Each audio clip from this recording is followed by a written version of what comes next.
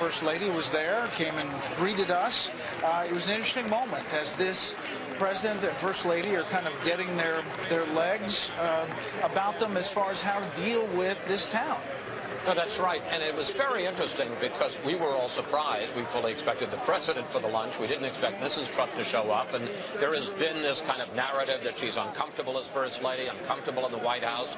She couldn't have seemed more comfortable, more gracious, and after all of us crowded around to say hello to her, she went upstairs, said she had a lot of work to do on some events that she was planning at the White House. So I get the sense she's going to be much more engaged as a First Lady than some of us have been led to believe. We should point out that the designated survivor is the VA Secretary, Shulkin. That is the person who is out of the chamber, out of the city, in case the worst possible thing happens. It's also a fun show, I believe. Exactly. Takes on a whole new meaning. All right. As we prepare for this moment, we watch Paul Ryan and Vice President Mike Pence getting ready.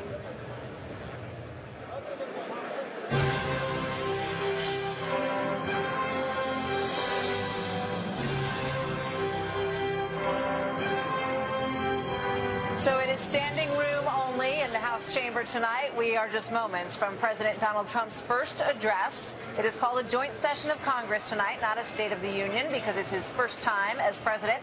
Good evening from Washington, everybody. I'm Martha McCallum. And I'm Bret Baier. The president will soon be introduced by the Sergeant at Arms and make his way down the aisle in the House chamber to address lawmakers and, of course, the American people. Chief White House correspondent John Roberts is live on the North Lawn with what we can expect tonight. John.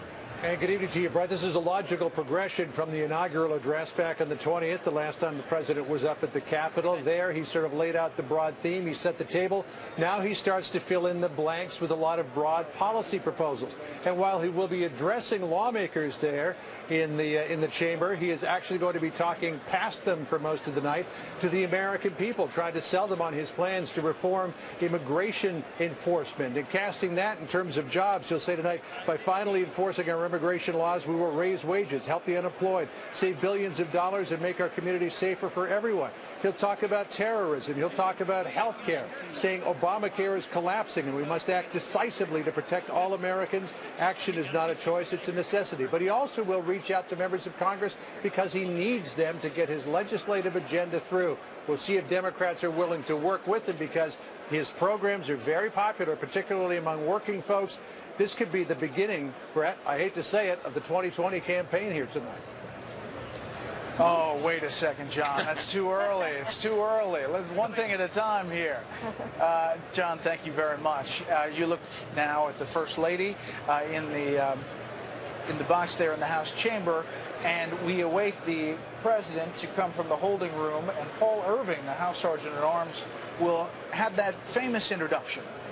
Mr. Speaker, the President of the United States. It'll be interesting to see how he works the room.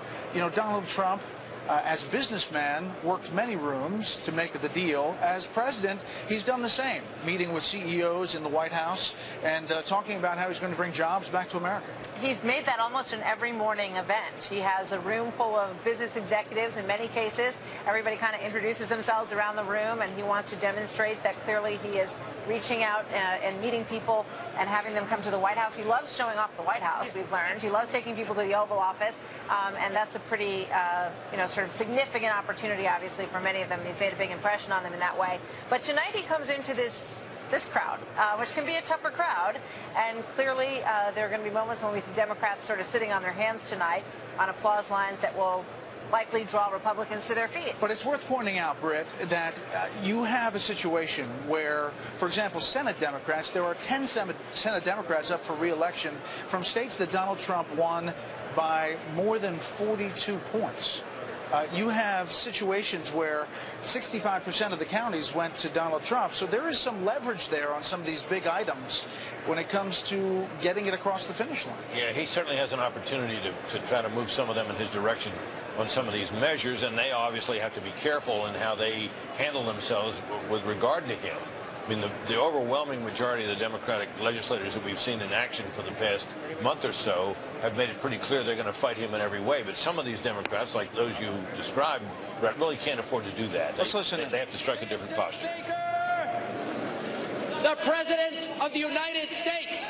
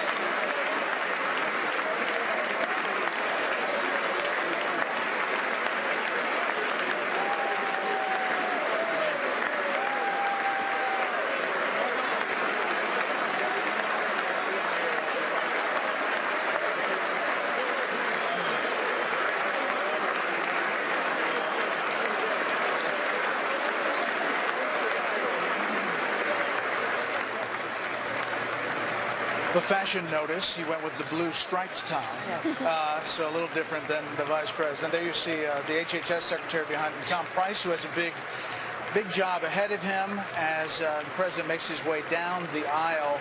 And you think about this, and we keep on talking about it. We talked about it on election night. We talked about it. The journey of Donald Trump from going down that escalator in Trump Tower and announcing his run to everything we saw through the election, to now this, his first address to a joint session of Congress. It's quite something. Yeah, and it is still sinking in. I think for him, to some extent, he has said as much in some recent interviews, but for everybody in that chamber as well. And as a Republican, he doesn't always match up with a lot of the things that conservatives would like to see happen. He doesn't talk a lot about cutting spending, doesn't talk a lot about entitlement, paring entitlements back. So they've all had to kind of find their common ground together. And Tucker, he's going to try to get part of the way toward that in some way tonight. Yeah, and potentially, of course, the conflict is with the House Republican caucus. And he hasn't really trained a lot of his fire on Congress in general, Republican or Democrat. He's reserved it mostly for his enemies in the press. Just watching him walk through here, you're reminded by how good he is with people, what a large physical presence he is, how overwhelming he is. People kind of, I mean, whenever you think of his politics or him as a public figure, in person, he's good. He's really good at that. Quickly, Chris. Well, it just, I can't get over the saying. It's every time we see him in a new presidential situation, we're always struck by it. But here is Donald Trump about to speak to a joint session of Congress, getting a very warm reception from Republicans and Democrats. Well, maybe not so much. Maybe not all Democrats. But I will say one interesting thing about all those women in white.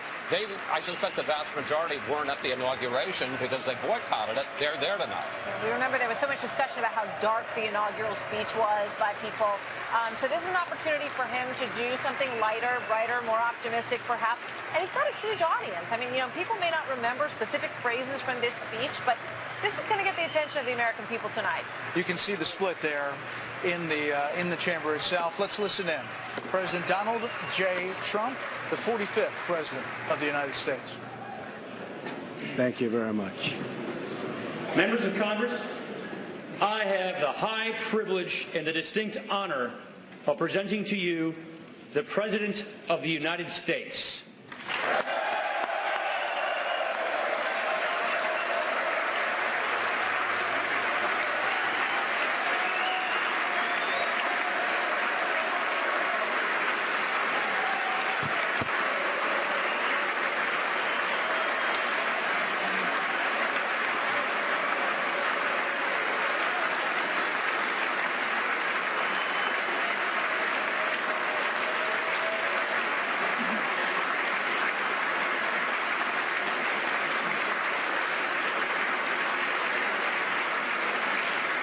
Thank you very much.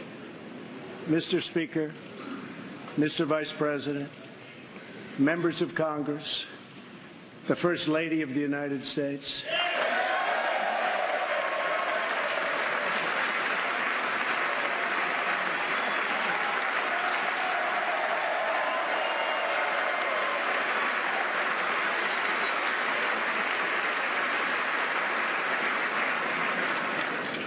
And citizens of America, tonight, as we mark the conclusion of our celebration of Black History Month, we are reminded of our nation's path towards civil rights and the work that still remains to be done. Recent threats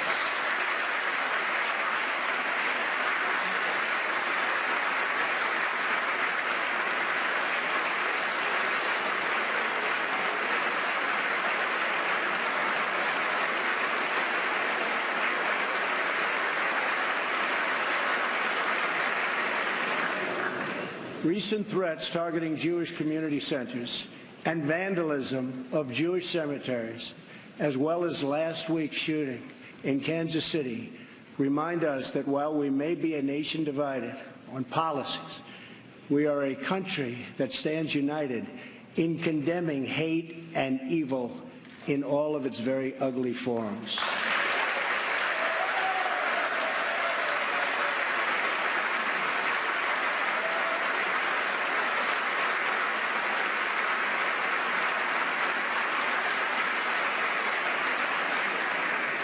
Each American generation passes the torch of truth, liberty, and justice in an unbroken chain all the way down to the present. That torch is now in our hands, and we will use it to light up the world. I am here tonight to deliver a message of unity and strength, and it is a message deeply delivered from my heart. A new chapter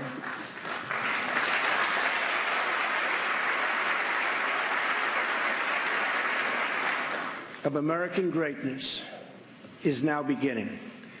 A new national pride is sweeping across our nation, and a new surge of optimism is placing impossible dreams firmly within our grasp. What we are witnessing today is the renewal of the American spirit. Our allies will find that America is once again ready to lead.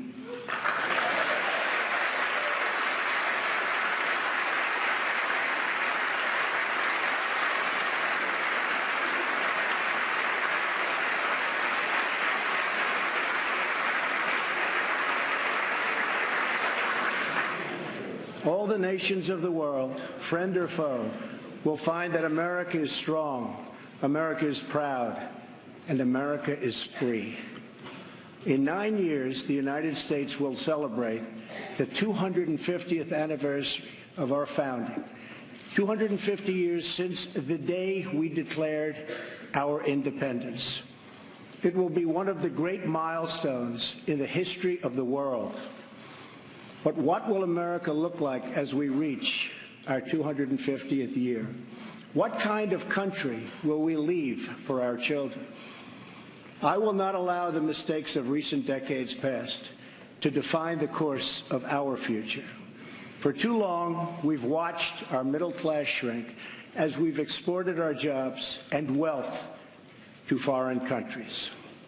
We financed and built one global project after another, but ignored the fates of our children in the inner cities of Chicago, Baltimore, Detroit, and so many other places throughout our land. We've defended the borders of other nations while leaving our own borders wide open for anyone to cross and for drugs to pour in at a now unprecedented rate. And we've spent trillions and trillions of dollars overseas, while our infrastructure at home has so badly crumbled. Then in 2016, the earth shifted beneath our feet. The rebellion started as a quiet protest, spoken by families of all colors and creeds, families who just wanted a fair shot for their children and a fair hearing for their concerns. But then the quiet voices became a loud chorus as thousands of citizens now spoke out together from cities small and large all across our country. Finally, the chorus became an earthquake, and the people turned out by the tens of millions, and they were all united by one very simple but crucial demand: that America must put its own citizens first, because only then can we truly make America great again.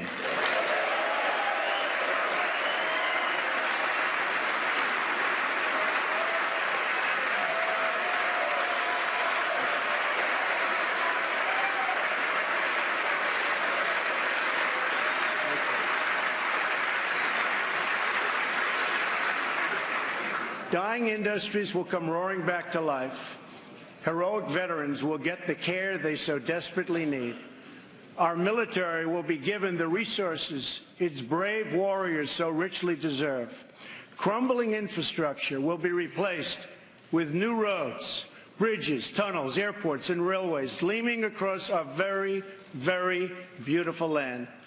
Our terrible drug epidemic will slow down and ultimately stop. And our neglected inner cities will see a rebirth of hope, safety, and opportunity. Above all else, we will keep our promises to the American people.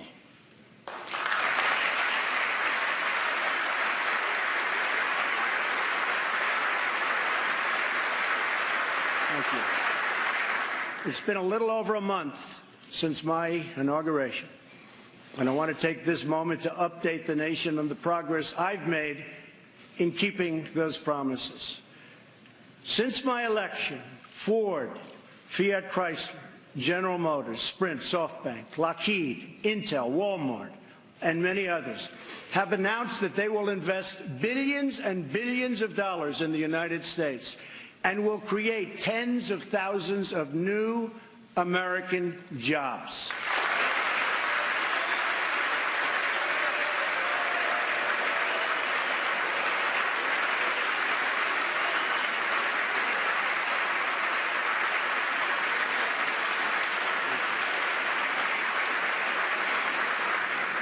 The stock market has gained almost $3 trillion in value since the election on November 8th, a record. We've saved taxpayers hundreds of millions of dollars by bringing down the price of fantastic, and it is a fantastic, new F-35 jet fighter, and we'll be saving billions more on contracts all across our government.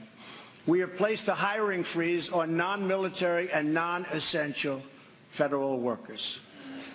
We have begun to drain the swamp of government corruption by imposing a 5-year ban on lobbying by executive branch officials and a lifetime ban.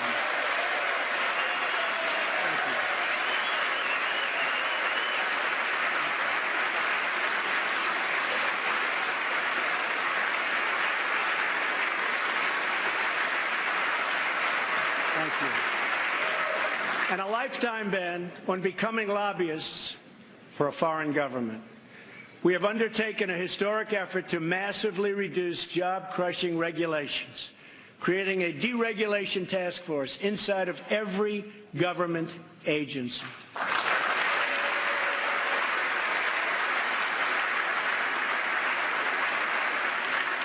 And we're imposing a new rule which mandates that for every one new regulation, 2 old regulations must be eliminated.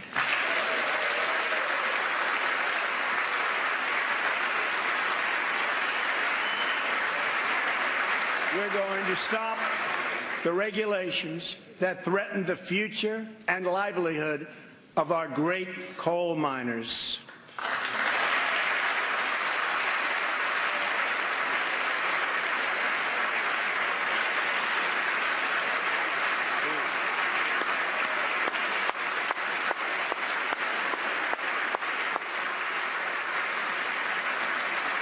We have cleared the way for the construction of the Keystone and Dakota Access pipelines.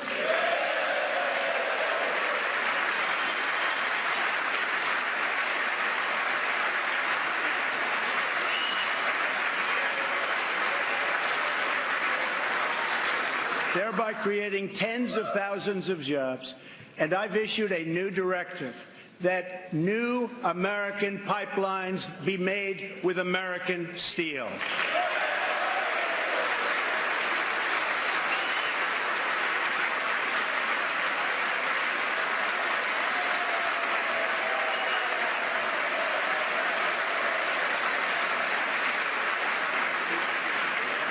We have withdrawn the United States from the job-killing Trans-Pacific Partnership.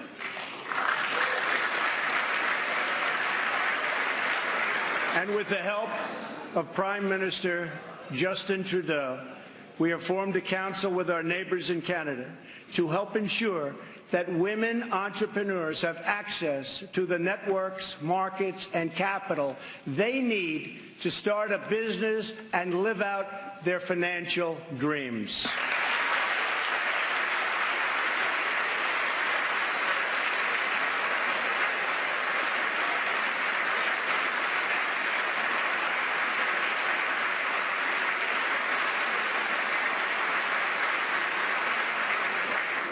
To protect our citizens, I have directed the Department of Justice to form a task force on reducing violent crime. I have further ordered the Departments of Homeland Security and Justice, along with the Department of State and the Director of National Intelligence, to coordinate an aggressive strategy to dismantle the criminal cartels that have spread all across our nation.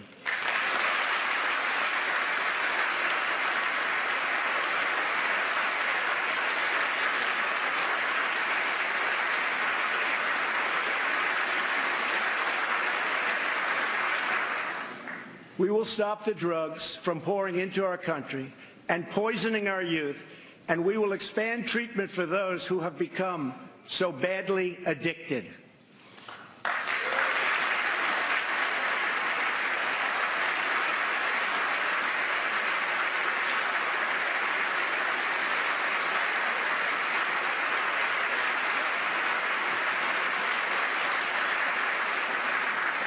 At the same time, my administration has answered the pleas of the American people for immigration enforcement and border security.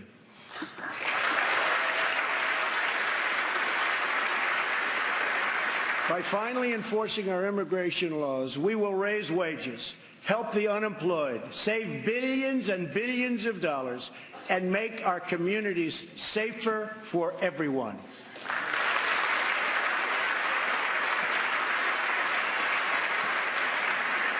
We want all Americans to succeed, but that can't happen in an environment of lawless chaos. We must restore integrity and the rule of law at our borders.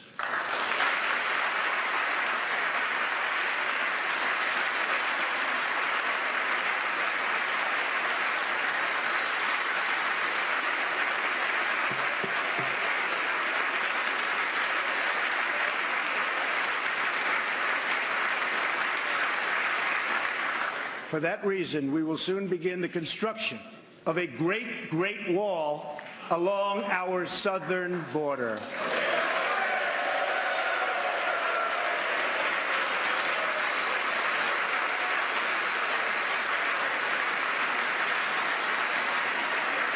As we speak tonight, we are removing gang members, drug dealers, and criminals that threaten our communities and prey on our very innocent citizens. Bad ones are going out as I speak, and as I promised throughout the campaign. To any in Congress who do not believe we should enforce our laws, I would ask you this one question. What would you say to the American family that loses their jobs, their income, or their loved one because America refused to uphold its laws and defend its borders?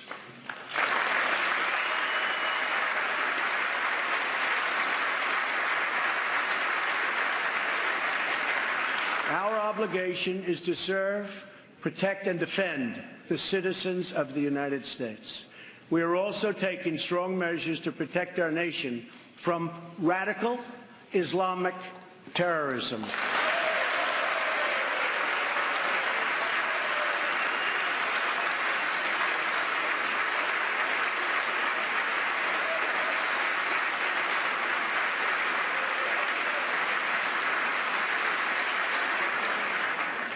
According to data provided by the Department of Justice, the vast majority of individuals convicted of terrorism and terrorism-related offenses since 9/11 came here from outside of our country. We have seen the attacks at home, from Boston to San Bernardino to the Pentagon, and yes, even the World Trade Center. We have seen the attacks in France, in Belgium, in Germany, and all over the world. It is not compassionate, but reckless to allow uncontrolled entry from places where proper vetting cannot occur.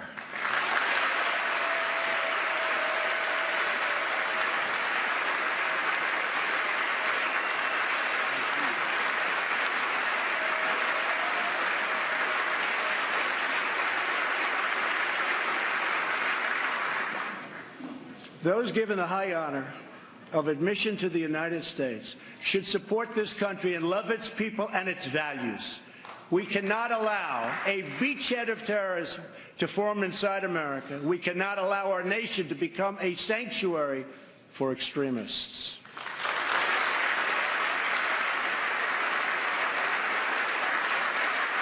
That is why my administration has been working on improved vetting procedures, and we will shortly take new steps to keep our nation safe and to keep those out who will do us harm.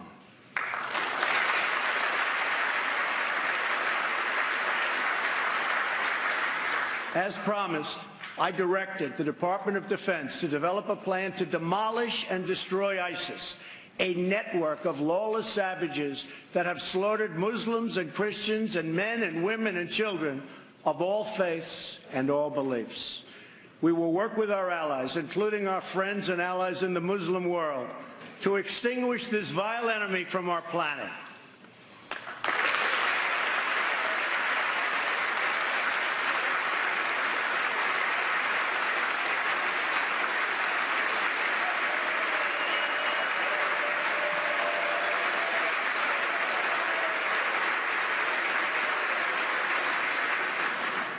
I have also imposed new sanctions on entities and individuals who support Iran's ballistic missile program and reaffirmed our unbreakable alliance with the State of Israel.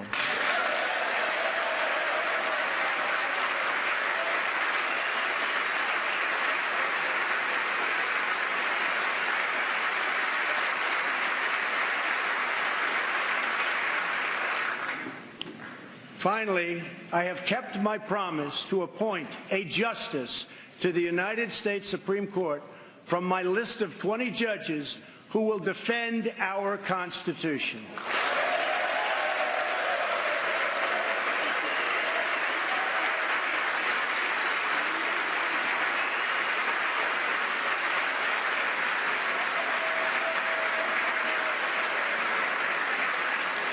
I am greatly honored to have Maureen Scalia with us in the gallery tonight.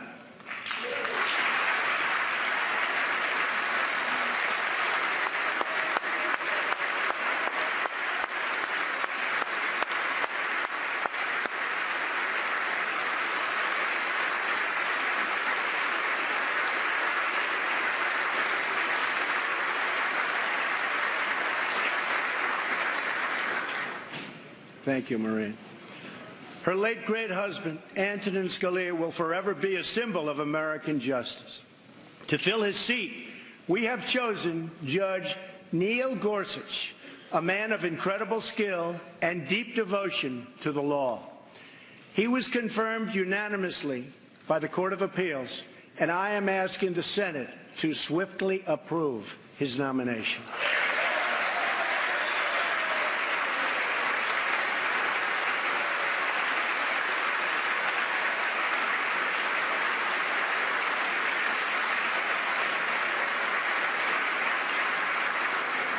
Tonight, as I outline the next steps we must take as a country, we must honestly acknowledge the circumstances we inherited. 94 million Americans are out of the labor force. Over 43 million people are now living in poverty, and over 43 million Americans are on food stamps. More than 1 in 5 people in their prime working years are not working. We have the worst financial recovery in 65 years. In the last 8 years, the past administration has put on more new debt than nearly all of the other presidents combined. We've lost more than 1/4 of our manufacturing jobs since NAFTA was approved, and we've lost 60,000 factories since China joined the World Trade Organization in 2001. Our trade deficit in goods with the world last year was nearly $800 billion. And overseas, we have inherited a series of tragic foreign policy disasters. Solving these and so many other pressing problems will require us to work past the differences of party. It will require us to tap into the American spirit that has overcome every challenge throughout our long and storied history. But to accomplish our goals at home and abroad, we must restart the engine of the American economy, making it easier for companies to do business in the United States and much, much harder for companies to leave our country.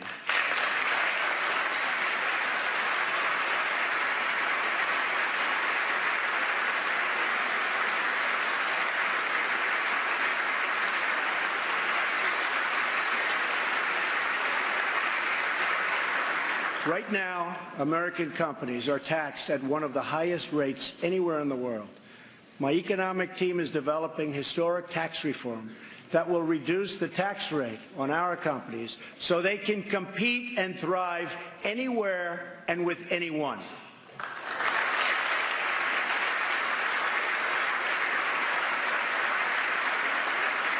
It will be a big, big cut. At the same time, we will provide massive tax relief for the middle class. We must create a level playing field for American companies, and our workers have to do it.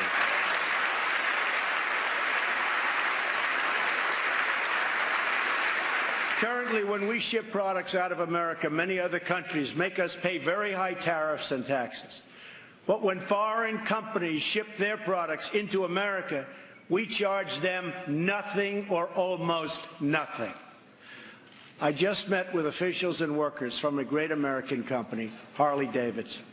In fact, they proudly displayed 5 of their magnificent motorcycles made in the USA on the front lawn of the White House.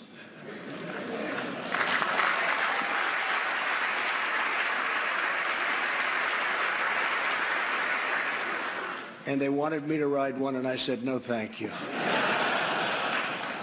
At our meeting, I asked them, how are you doing? How is business?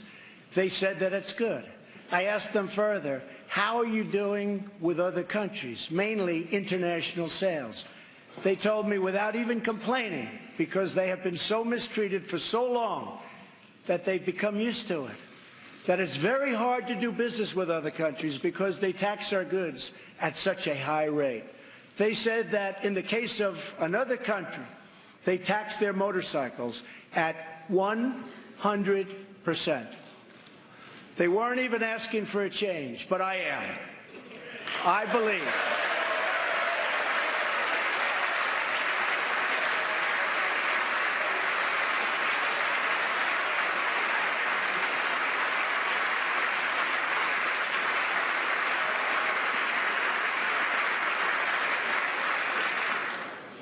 I believe strongly in free trade, but it also has to be fair trade. It's been a long time since we had fair trade. The first Republican president, Abraham Lincoln, warned that the abandonment of the protective policy by the American government will produce want and ruin among our people. Lincoln was right, and it's time we heeded his advice and his words.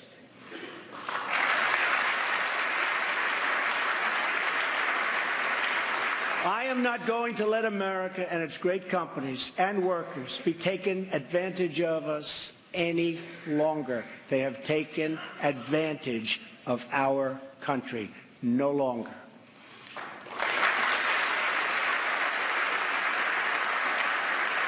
I'm going to bring back millions of jobs. Protecting our workers also means reforming our system of legal immigration.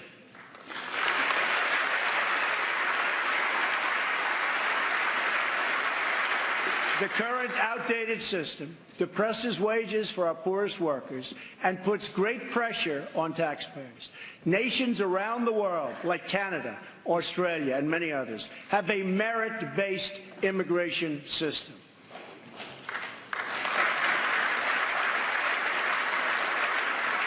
It's a basic principle that those seeking to enter a country ought to be able to support themselves financially.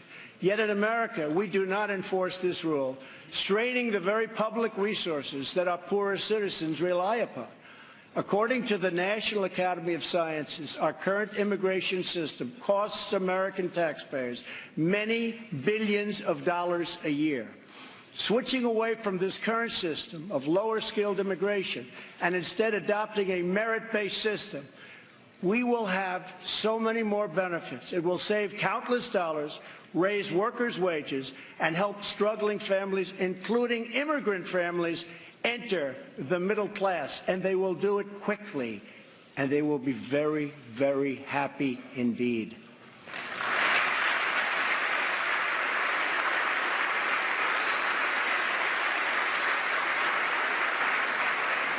I believe that real and positive immigration reform is possible as long as we focus on the following goals: to improve jobs and wages for Americans, to strengthen our nation's security, and to restore respect for our laws.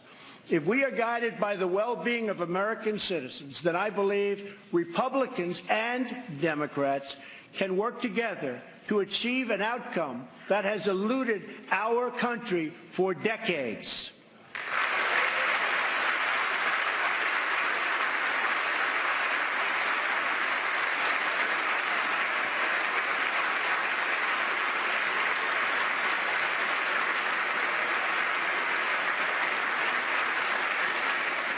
Another Republican president, Dwight D. Eisenhower, initiated the last truly great national infrastructure program, the building of the interstate highway system. The time has come for a new program of national rebuilding.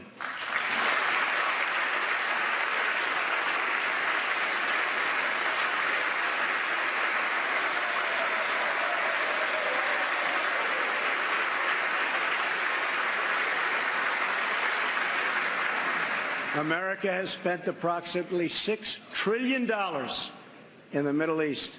All the while, our infrastructure at home is crumbling. With the $6 trillion, we could have rebuilt our country twice, and maybe even 3 times if we had people who had the ability to negotiate.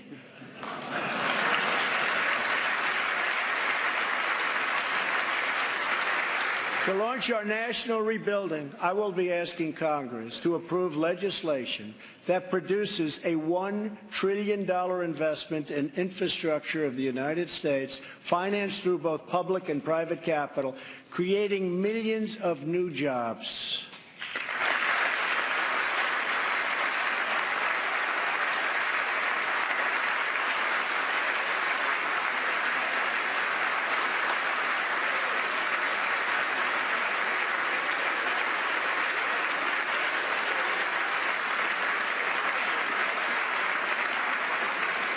This effort will be guided by 2 core principles: Buy American and Hire American.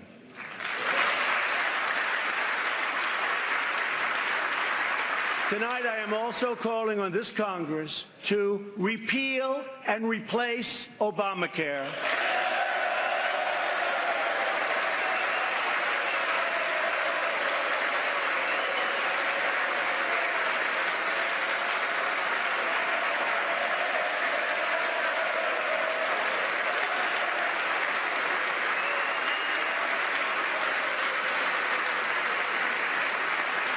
With reforms that expand choice, increase access, lower costs, and at the same time provide better health care.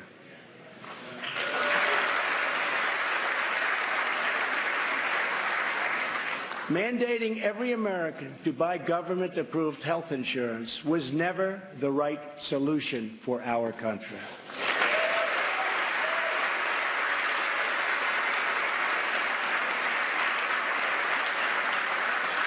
The way to make health insurance available to everyone is to lower the cost of health insurance, and that is what we are going to do.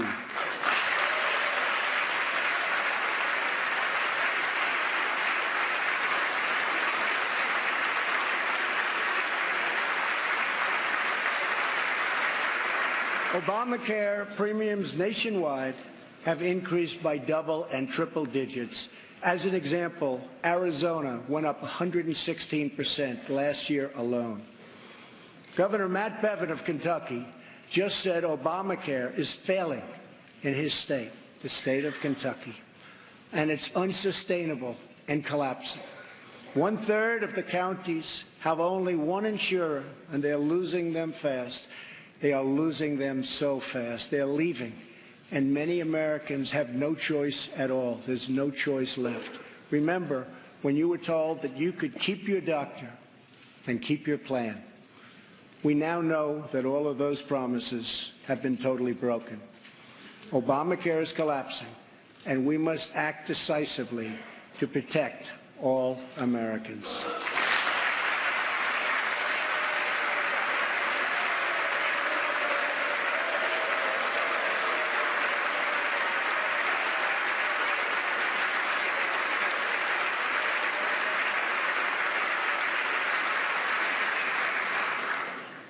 Action is not a choice, it is a necessity.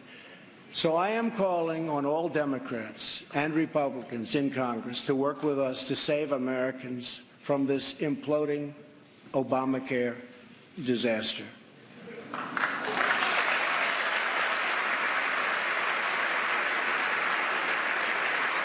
Here are the principles that should guide Congress as we move to create a better health care system for all Americans. First, we should ensure that Americans with pre-existing conditions have access to coverage and that we have a stable transition for Americans currently enrolled in the health care exchanges.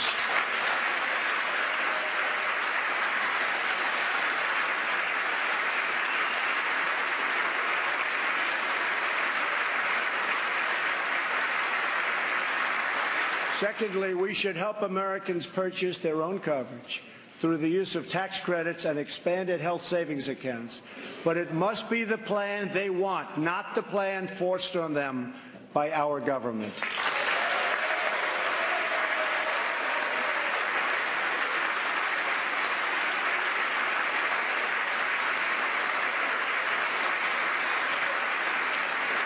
Thirdly, we should give our state governors the resources and flexibility they need with Medicaid to make sure no one is left out.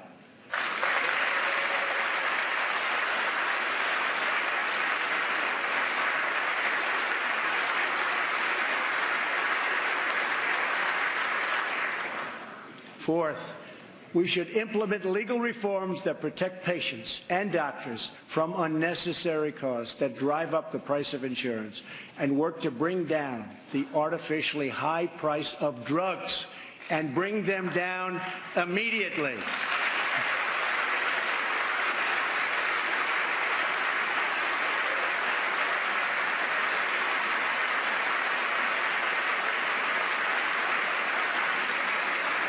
And finally, the time has come to give Americans the freedom to purchase health insurance across state lines.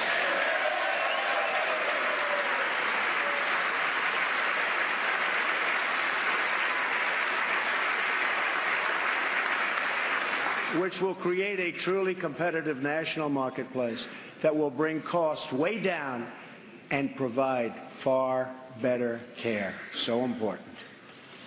Everything that is broken in our country can be fixed. Every problem can be solved. And every hurting family can find healing and hope. Our citizens deserve this, and so much more. So why not join forces and finally get the job done and get it done right?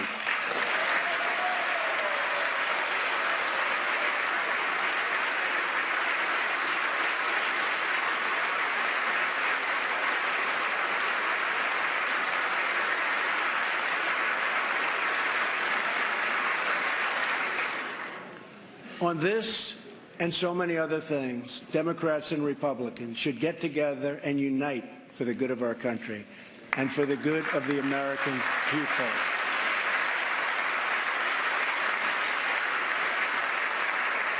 My administration wants to work with members of both parties to make child care accessible and affordable, to help ensure new parents that they have paid family leave.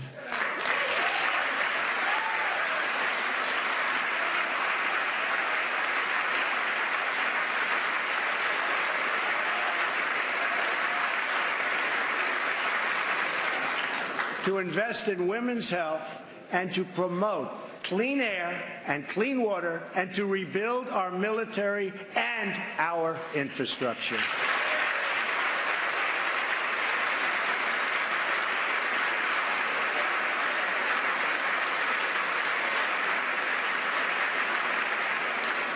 True love for our people requires us to find common ground, to advance the common good, and to cooperate on behalf of every American child who deserves a much brighter future.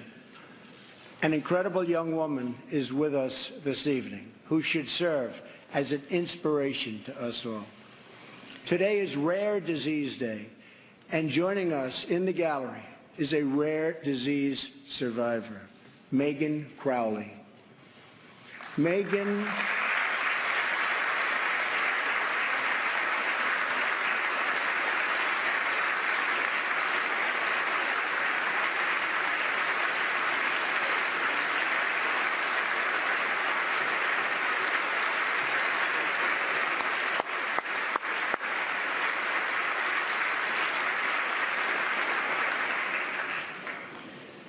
Megan was diagnosed with Pompe disease, a rare and serious illness, when she was 15 months old. She was not expected to live past 5. On receiving this news, Megan's dad, John, fought with everything he had to save the life of his precious child. He founded a company to look for a cure and helped develop the drug that saved Megan's life. Today, she is 20 years old and a sophomore at Notre Dame.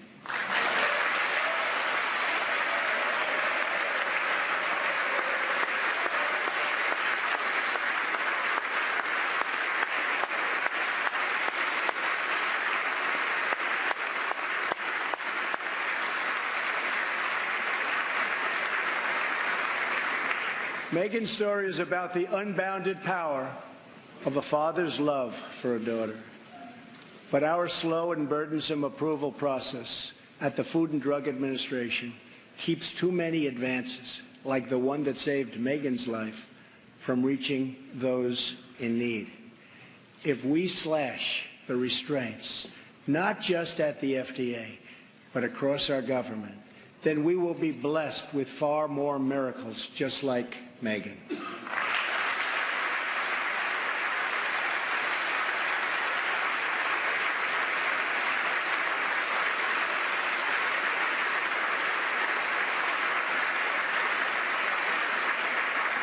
In fact, our children will grow up in a nation of miracles.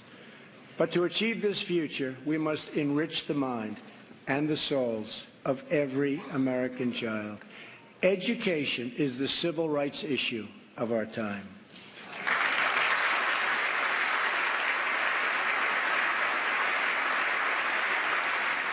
I am calling upon members of both parties to pass an education bill that funds school choice for disadvantaged youth, including millions of African American and Latino children.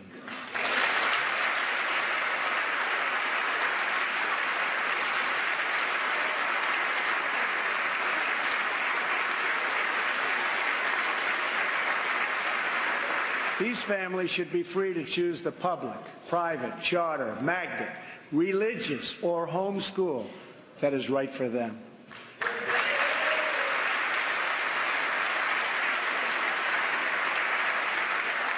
Joining us tonight in the gallery is a remarkable woman, Denisha Merriweather. As a young girl, Denisha struggled in school and failed 3rd grade twice. But then she was able to enroll in a private center for learning, Great Learning Center, with the help of a tax credit and a scholarship program. Today, she is the first in her family to graduate not just from high school, but from college. Later this year, she will get her master's degree in social work. We want all children to be able to break the cycle of poverty, just like Denisha.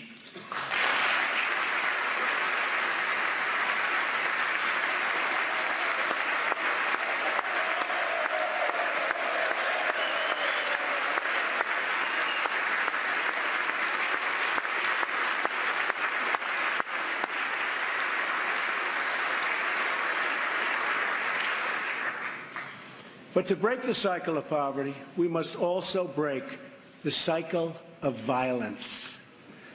The murder rate in 2015 experienced its largest single-year increase in nearly half a century. In Chicago, more than 4,000 people were shot last year alone, and the murder rate so far this year has been even higher. This is not acceptable in our society.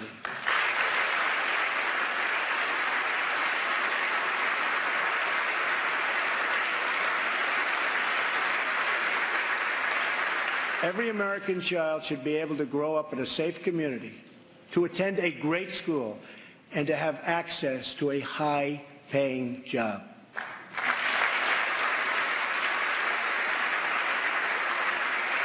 But to create this future, we must work with, not against, the men and women of law enforcement.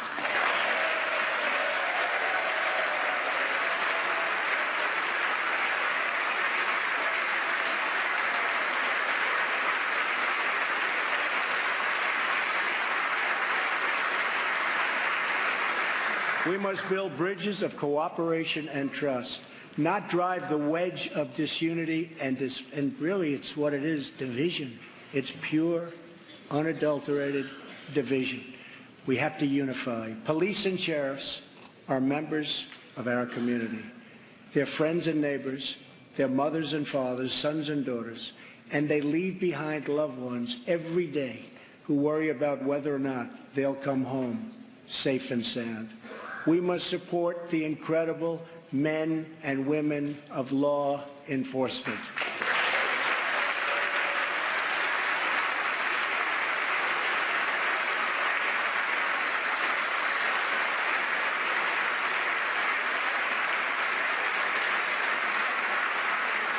And we must support the victims of crime. I have ordered the Department of Homeland Security to create an office to serve American victims. The office is called VOICE, Victims of Immigration Crime Engagement. We are providing a voice to those who have been ignored by our media and silenced by special interests. Joining us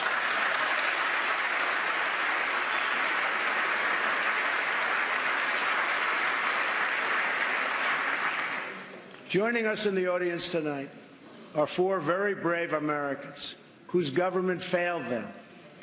Their names are Jamil Shaw, Susan Oliver, Jenna Oliver, and Jessica Davis. Jamil's 17-year-old son was viciously murdered by an illegal immigrant gang member who had just been released from prison. Jamil Shaw Jr. was an incredible young man with unlimited potential who was getting ready to go to college where he would have excelled as a great college quarterback. But he never got the chance. His father, who is in the audience tonight, has become a very good friend of mine. Jamil, thank you. Thank you.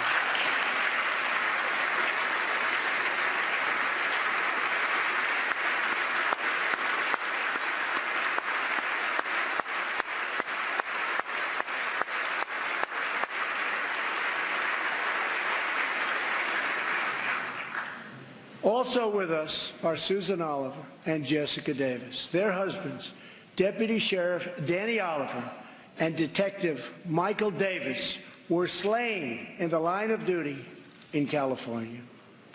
They were pillars of their community. These brave men were viciously gunned down by an illegal immigrant with a criminal record and 2 prior deportations, should have never been in our country. Sitting with Susan is her daughter, Jenna. Jenna, I want you to know that your father was a hero and that tonight you have the love of an entire country supporting you and praying for you.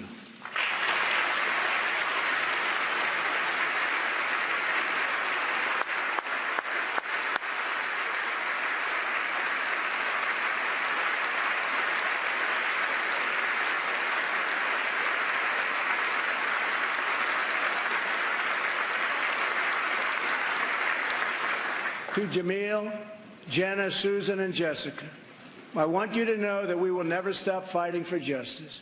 Your loved ones will never, ever be forgotten. We will always honor their memory.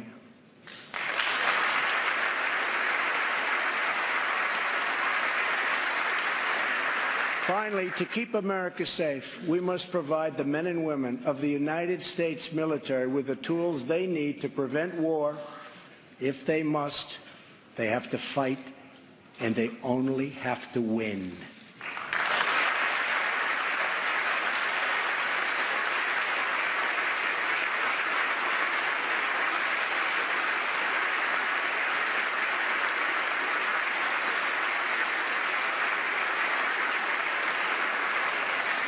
I am sending Congress a budget that rebuilds the military, eliminates the defense sequester,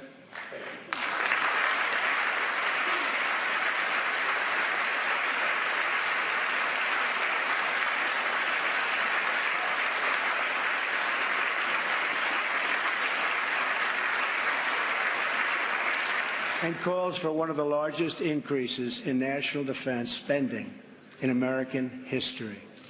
My budget will also increase funding for our veterans. Our veterans have delivered for this nation, and now we must deliver for them.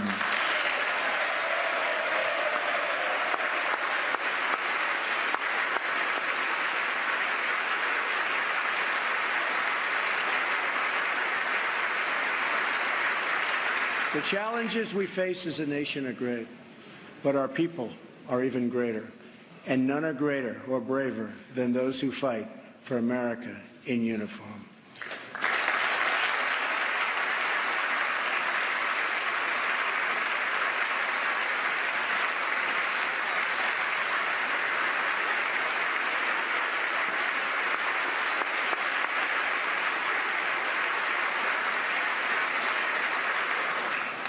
We are blessed to be joined tonight by Corinne Owens, the widow of U.S. Navy Special Operator, Senior Chief William Ryan Owens.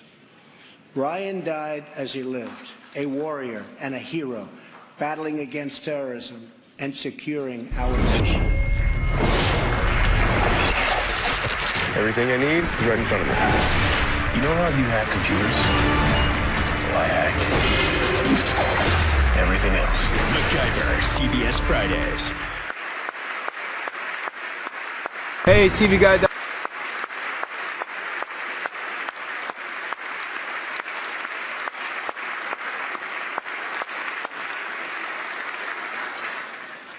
I just spoke to our great General Mattis just now, who reconfirmed that, and I quote, Ryan was a part of a highly successful raid that generated large amounts of vital intelligence that will lead to many more victories in the future against our enemy. Ryan's legacy is etched into eternity. Thank you.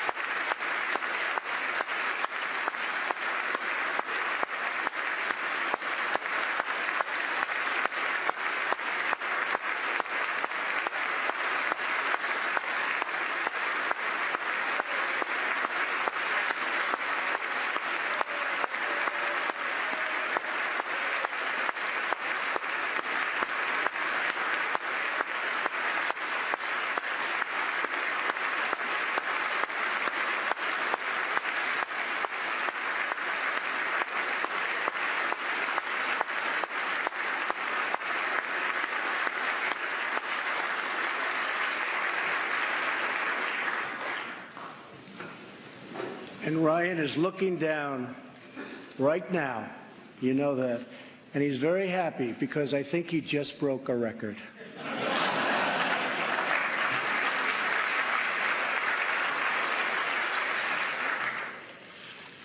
For as the Bible teaches us, there is